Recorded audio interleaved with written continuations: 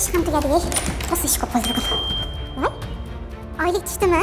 Buncha zo'r. Endi bunga bugun tush, lak, pomada, atir, hammasini olsa bo'lar ekanmi? Kreditingizga yechib olindi. Kredit? Qanaqa kredit? Kredit olmaganman-ku.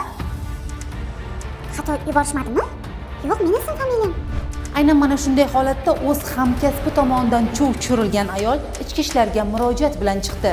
2026-yilning 8-aprel sanasida Oqdaryo tumanida yashovchi 47 yoshli ayol plastik kartasidan 420 ming so'm pullarni kredit to'lovi uchun yechib ketganligi bois bankdan ma'lumotlarni ko'targanida nomiga 15 million so'm kredit olingani ma'lum bo'lgan. Ushbu noma'lum fuqaroni topish uchun esa ayol ichki ishlar bo'limiga murojaat qilgan. Respublika shoshilinch tez tibbiy yordam markaziga tungi navbatchilikka borganimda o'zimga oldindan tanish bo'lgan Abdullayev va Gulchiroy Absamadovlarni telefonini foydalanib turish maqsadida oldim. Uning ishonchidan foydalanib, nomiga 15 million so'm kredit chiqardim. Mazkur holatni sodir etgan Qashqadaryo viloyatida yashovchi 2003-yilda tug'ilgan fuqaro hozirda qilgan ishidan pushaymon. Bu qilgan ishimdan rostdan ham pushaymonman.